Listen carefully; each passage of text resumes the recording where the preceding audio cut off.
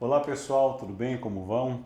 Turma do segundo ano, espero que bem, tá bom? Estudando bastante, daqui a um dia estaremos de volta e pessoalmente poderemos bater um papo mais aprofundado sobre o conteúdo. Eu quero trabalhar com vocês hoje o capítulo 5 do livro de vocês, tá bom? Se você puder pegar seu livro, vá lá correndo, pegue seu livro, dá uma pausa no vídeo aí, tá bom? Vamos trabalhar a partir da página 2, capítulo 5, período regencial brasileiro, tá bom? Esse período regencial, ele compreende desde o final do primeiro reinado, quando Dom Pedro I ele abdica do trono e volta a Portugal, até o início do segundo reinado, quando o filho do Pedro I, o Dom Pedro II, ele assume o governo brasileiro com o golpe da maioridade. Então esse período de 1831 até 1840 é chamado de período regencial, é quando o monarca não poderia assumir o trono e ele acaba então tendo regentes, governantes, até o momento que ele possa assumir oficialmente o governo brasileiro, tá bom? Esse período vai ser marcado por 4 regências. Regência trina, provisória, trina permanente, una de Padre Feijó e una de Araújo Lima, tá bom? Mas vamos lá. O que caracteriza basicamente esse período regencial? Você vai ter uma alternância de poder de 1831 até 1837, um período mais liberal, tá certo? De 37 a 40 você vai ter um período mais conservador, que vai preparar a vinda ou a posse e o golpe da maioridade quando Dom Pedro II ele assume o governo. Então vamos lá. Na página 3 do seu livro, você vai ter uma explanação geral de como foi a situação. Dom Pedro, pressionado, tentando também manter o governo em Portugal em suas mãos, ele vai a Portugal, abdica do trono em favor do seu filho, ele deixa o Brasil, tá bom? Deixa Dom Pedro II, ou Pedrinho, sendo educado por José Bonifácio Andrade de Silva, que era um amigo que ele tinha aqui no Brasil, tá bom? Intelectual brasileiro, ele volta a Portugal. Então, nesse período, você vai ter o Brasil com algumas correntes políticas. Uma das correntes que tinha seria a corrente mais restauradora, que eles queriam de volta Dom Pedro I, reassumindo o governo brasileiro. Mas como Dom Pedro falece em 1834, automaticamente não tinha por que um partido restaurador existir. Então eles se afastam, se ligam depois com o liberal moderado e acabam criando futuramente o chamado Partido Conservador. Tá bom? Mas é importante saber o seguinte, esse período ele vai ser marcado por muitos conflitos. Você vai ter aí muitas revoltas regenciais, algumas separatistas, mas você vai ter muitos conflitos nesse período. Porque você vai ter, não uma vacância, um vago no poder, mas você vai ter conflitos, interesses regionais que acabam minando um pouco o governo. Isso vai ser um pouco pacificado com a maioridade de Dom Pedro II. E aí o imperador brasileiro, nativo brasileiro mesmo, assume o governo e aí você consegue tranquilizar. Mas vamos lá. Uma coisa importante com relação a isso. Você vai ter dentro do período regencial a criação da chamada Guarda Nacional. Interessante, né? Eu acho que você ouviu falar daqueles famosos coronéis, aqueles latifundiários poderosos que numa determinada região, numa pequena cidade do interior, eles são os homens que mandam e desmandam na cidade. Aqueles homens que na eleição elegem quem eles querem, que quase que obrigam as pessoas a votarem naqueles que eles querem que vote. Esses coronéis que nós temos hoje, que está acabando graças a Deus, foram homens que têm uma história no passado em que a Guarda Nacional, que foi criada para manter nas zonas rurais, no interior, o equilíbrio, manter a pacificação, ela acabou virando um instrumento de uns latifundiários como quase que um bando de jagunços.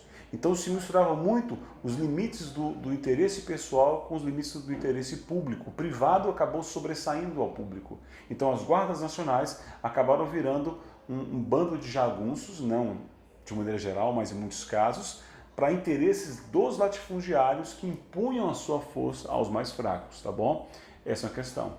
Os juízes de paz foram criados para trabalhar nas cidades menores e você vai ter na página 4, vai falar sobre o Código de Processo Criminal de 32. Esse código foi criado transferindo aos municípios a capacidade de eleição de juízes e promotores. E você também vai ter a criação aí de um código criminal, que vai unificar os crimes e penas no Brasil. Mas, mais uma vez, acabou sendo a indicação de juízes e promotores por parte dos poderosos da época, que eram os coronéis, os latifundiários, que também dominavam a Guarda Nacional e tinham seus jagunços. Então você vai ter uma construção de justiça muito baseada nos interesses de uma elite. e a lei acabava sendo manipulada, mesmo tendo um código criminal com delitos, crimes e sentenças e penas, havia manipulação. A lei que pesava para um, às vezes não pesava para o outro. Então você tinha essa característica, tá bom? E você vai ter aí, queridos, essa questão, pouco depois você vai ter a gestação do famoso voto de cabresto do curral eleitoral. O que é o curral eleitoral? É aquela estrutura onde o povo é tido como gado. Esse povo que vai para onde eu quiser que ele vá. Ele vai votar naquele que eu quero que ele vote. Há uma manipulação nesse processo.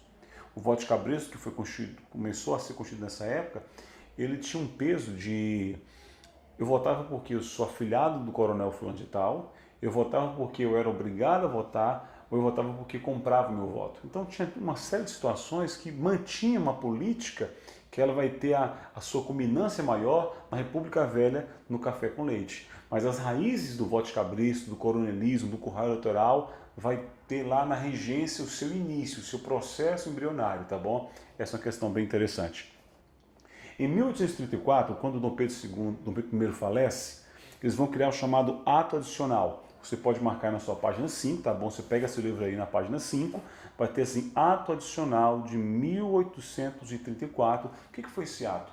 Com a morte de Dom Pedro I, os regentes, que eram mais liberais, dessa regência trina permanente, eles vão criar um ato para complementar e alterar algumas questões na Constituição feita por Dom Pedro I. Primeira coisa, o poder que seria o quarto poder criado por Dom Pedro I, chamado poder moderador, ele vai ser suprimido enquanto não se tinha imperador. Então acaba-se, teoricamente, esse poder. O segundo passo é que ele vai dar mais liberdade para as regiões. Ele descentraliza mais o poder no país. Então, as regiões, os coronéis regionais já tinham mais poder de decisão. É um outro fator que vai gerar alguns problemas. Você vai ter, futuramente, em decorrência disso, alguns focos de rebelião, tá bom? Então você vai ter todo esse processo. Cria também um município neutro do Rio de Janeiro, que teoricamente seria a capital, né? E também vai criar, pouco depois, a chamada Regência Una. Eles acabam dissolvendo a ideia de regência trina e constituem a chamada Regência Una. Só para registrar, quando Dom Pedro abdicou, em favor do seu filho, a primeira regência que assumiu foi a regência provisória. Ela pegaram alguns deputados, meio que de improviso, não foram eleitos, eles administraram até voltar as férias do pessoal. Quando voltou os demais deputados, aí sim elegeu a regência trina permanente. Vale lembrar que a permanente e a provisória eram mais liberais. Com a vinda do padre Feijó, você começa a ter uma pequena mudança no processo. Na de Araújo Lima, há um endurecimento maior e prepara-se mais uma vez o golpe da maioridade que imposta Dom Pedro II como o nosso segundo monarca e mais uma vez um nativo brasileiro, tá bom? Essa é a primeira parte da aula. Daqui uns dias teremos a segunda videoaula do capítulo 5, onde vamos trabalhar aí as principais revoltas regenciais, tá bom? Fique com Deus, que o Senhor te abençoe em nome de Jesus.